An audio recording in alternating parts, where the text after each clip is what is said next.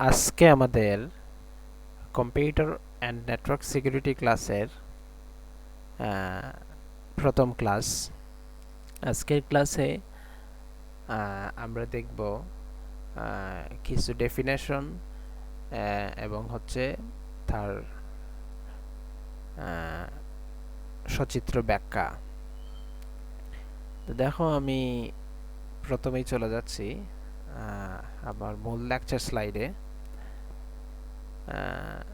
এইখানে দুইটা টার্ম আছে, একটা হচ্ছে অ্যাক্টিভ সিকিউরিটি অ্যাটাক এবং প্যাসিভ সিকিউরিটি অ্যাটাক।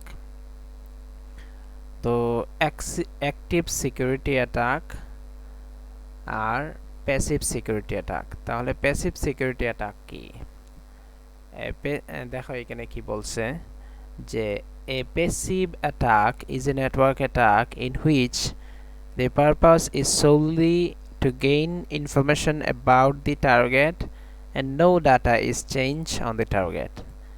তো এখানে এই ফিগারে দেখো এখানে বব যে পার্সনটা, এই পার্সনটা হচ্ছে একটা থার্ড পার্সন, আর লিলি এ হচ্ছে একজন সেন্ডার, জন এ হচ্ছে receiver.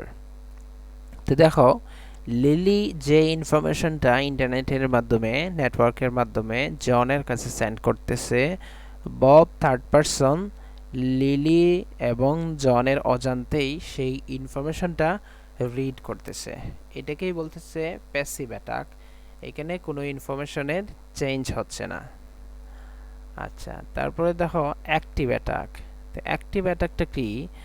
An active attack is a network attack in which the purpose is to make changes to data on the target, alter system resources or affect their operations.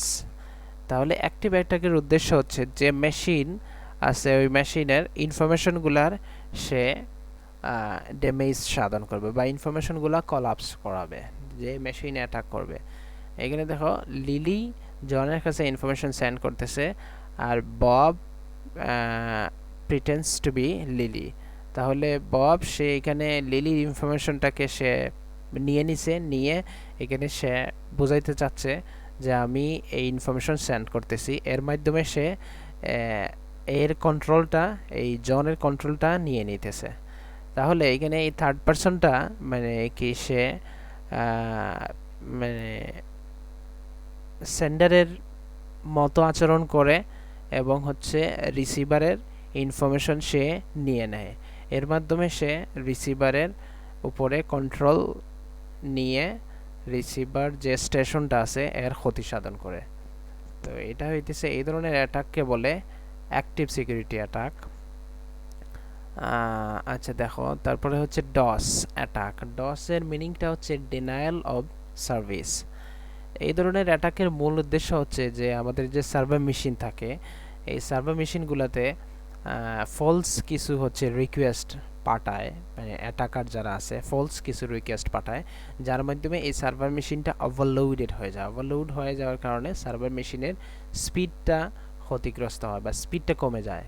এটাই তাহলে এই speed বা efficiency কমানোই হচ্ছে অ্যাটাকারের উদ্দেশ্য।